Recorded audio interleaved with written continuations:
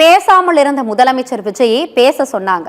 அவர் பேசும்போது வெளிநடப்பு என்பது அவசியம் இல்லை என புரட்சி பாரதம் கட்சியின் தலைவர் ஜெகன்மூர்த்தி தெரிவித்துள்ளார்.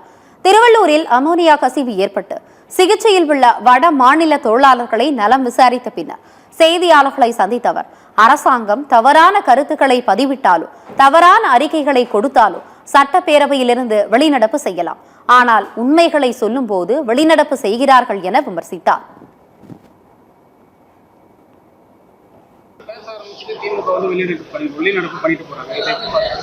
அது உங்களுடைய பார்வையில் என்ன இருக்குது? அதுதான் பேச சொல்றாங்க, பேசுறாரு. பேசாம இருந்தாரு, பேச சொல்றாங்க, பேசுறாரு. அதுக்கு வெளிநடப்புன்றது அவசியம் இல்லையே.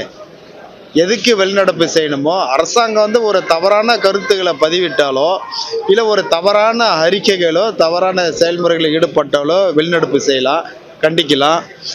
ஒரு உண்மை நிகழ்ச்சியை வெளி சொல்லும் போது அதை வெளிநடப்பு செய்கிறாங்கனாக்கா அவங்க எதிராக அதை கேட்கக்கூடாதுன்னு வெளியே போயிடறாங்கன்னு தானே அர்த்தம்.